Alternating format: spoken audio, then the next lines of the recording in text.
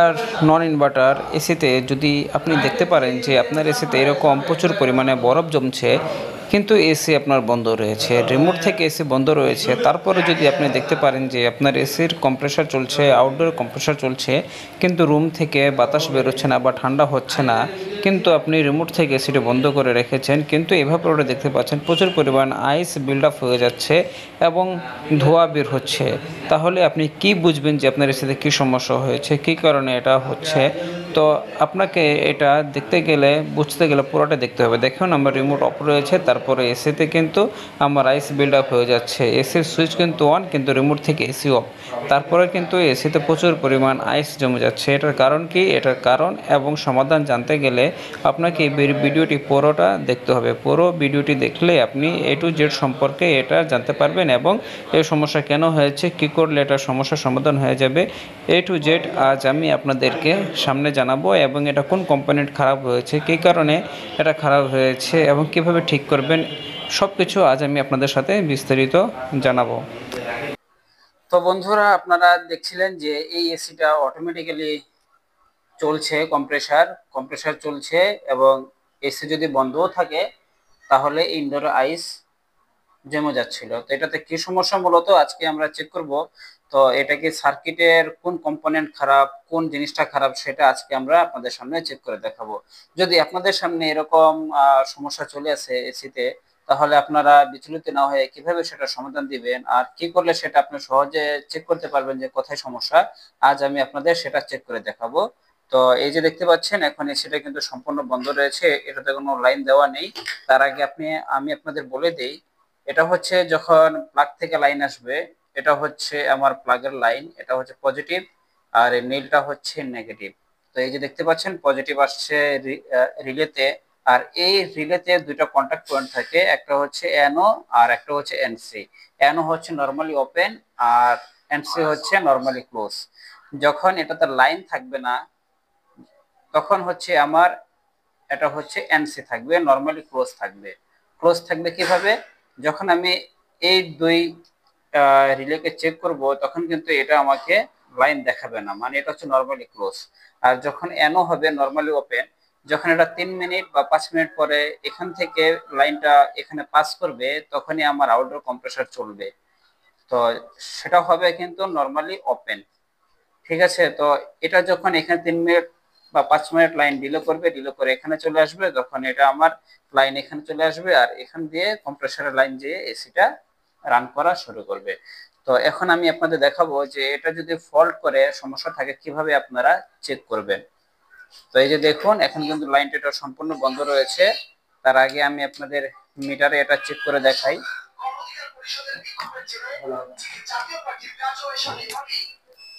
তার আগে আপনাদেরকে এখানে ওমস রয়েছে, তারপরে এখানে কন্টিনিউটি রয়েছে, আপনারা চাইলে দুটোতেই সেট করে এটা চেক করতে পারবেন। যদি আপনারা এই ওমসে চেক করেন তাহলে শুধু আপনাকে ওমস দেখাবে, আর যদি কোয়ান্টিটিতে চেক করেন তাহলে আপনাকে বাজার সহ সাউন্ড শোনাবে, আপনার সাউন্ড শুনতে পারবেন। তো এখন যদি আমি এটাকে চেক করি, এই যে দেখতে পাচ্ছেন এটা হচ্ছে নর্মালি ক্লোজ থাকার কথা, ঠিক আছে, কিন্তু আমার এটা নর্মালি ওপেন দেখাচ্ছে। ওপেন দেখাচ্ছে মানে কি, এটা কিন্তু ডাইরেক্ট হয়ে গিয়েছে। এই যে দেখতে পাচ্ছেন, এখানে আমার মিটারে এখানে পয়েন্ট দেখাচ্ছে, তার সাথে বিপ সাউন্ডও শোনা যাচ্ছে। এর মানে হচ্ছে এটা নর্মালি ওপেন। আর যদি এটা নর্মালি ক্লোজ থাকতো তাহলে এই রিলেটা সম্পূর্ণ ভালো ছিল। তো এটা কিন্তু এখন খারাপ। আর এই যে দেখেন, এটা হচ্ছে আমার আউটডোরের লাইন, এখান থেকে আউটডোর লাইন চলে আসছে এখানে, এখান থেকে হচ্ছে এল, এল হচ্ছে লাইন কম্প্রেসারে যাবে। আর এটা হচ্ছে নিউট্রাল, নিউট্রাল এটা সবসময় থাকে, এটা কমন হিসাবে এটা সবসময় থাকে, এটা কোনো কিছু লাগে না। আর এটা কিন্তু এখন যদি আমি, এই যে দেখেন আমি টেস্টার এখানে ধরেছি, আর যদি আমি সুইচটা এখানে দেই, এই যে দেখতে পাচ্ছেন সাথে সাথে কিন্তু আমার ডিসপ্লেটা জ্বলে উঠলো। এখন কিন্তু ডিসপ্লে বন্ধ হয়, কিন্তু আমার টেস্টার দেখতে পাচ্ছেন এখানে কিন্তু আমার টেস্টার গ্লো করছে, মানে টেস্টার জ্বলছে। এর মানে হচ্ছে আমার এই রিলেটা কিন্তু শর্ট হয়ে গিয়েছে। যদি এটা শর্ট না থাকতো তাহলে এখানে লাইন আসতো না। আর এটা মূলত হচ্ছে 3 থেকে 5 মিনিট পর লাইনটা আসার কথা ছিল, কিন্তু সুইচ দেওয়ার সাথে সাথে চলে আসছে। এর মানে হচ্ছে এর মানে হচ্ছে আমার এটা লাইনটা কিন্তু ডাইরেক্ট হয়ে গিয়েছে। এখন আমি আপনাদের মিটারের সাহায্যে ভোল্ট মেপে দেখাবো এখন আপনারা সেটা দেখতে পারবেন। এটা মূলত হচ্ছে 3 থেকে 5 মিনিট পরে কিন্তু এই ভোল্ট আসার কথাই, কিন্তু সাথে সাথে এখানে আমার লাইনটা চলে আসছে। তো এখন আমি আপনাদের এই মিটারের সাহায্যে ভোল্ট মেপে দেখাবো যে এখানে কত ভোল্ট চলে আসছে। এই যে দেখতে পাচ্ছেন এখানে হচ্ছে আমার 235 ভোল্ট চলে আসছে। এখানে 235 ভোল্ট চলে আসা মানে আমার আউটডোর কন্টিনিউয়াসলি চলতে থাকবে। যদি এসি বন্ধ থাকে, যদি সুইচ অন থাকে, মেইন সুইচ অন থাকে, এসি যদি আমার রিমোট থেকে বন্ধও করা থাকে, তাহলে দেখা যাবে যে এসি কিন্তু কম্প্রেসর কন্টিনিউয়াসলি চলতে থাকবে আর ইনডোরে ইভাপোরেটরে প্রচুর পরিমাণে আইস জমবে। আর যদি আপনার যদি রিমোট থেকে চালান তাহলে চলবে, আপনি সেক্ষেত্রে বুঝতে পারবেন না যে রিলেতে সমস্যা কিনা। যখন আপনি রিমোট থেকে বন্ধ করবেন, ইনডোরের যে পাখা রয়েছে রানার সেটা বন্ধ থাকবে, কিন্তু ইনডোরে প্রচুর পরিমাণে আইস জমবে, এভাপোরেটর আইস জমবে, আপনার কটকট ফটফট বা মাঝে মাঝে ধোয়ার মতো কিছু দেখতে পাবেন। ঠিক আছে, আর এমনও হতে পারে যে অতিরিক্ত বরফ জমার কারণে রান্নাটা ভেঙে যেতেও পারে।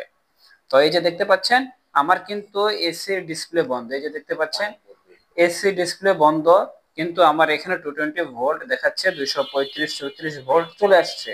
এর মানে হচ্ছে আমার এই রিলেটা একেবারে শর্ট হয়ে গেছে, খারাপ হয়ে গেছে। যদি আমি এখান থেকে আপনাদের এই যে নিউট্রাল, আমি যদি এখান থেকে যে কোনো একটা লাইন ধরি, তাও কিন্তু আমাকে 235-34 ভোল্ট দেখাচ্ছে। এর মানে হচ্ছে এটা কিন্তু আমার ডাইরেক্ট হয়ে গিয়েছে।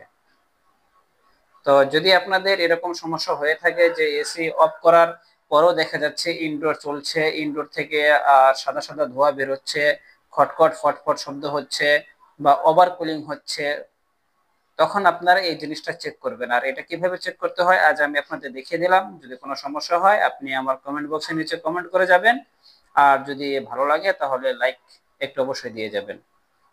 তো আজকের জন্য এটুকুই, ধন্যবাদ, ভালো থাকবেন।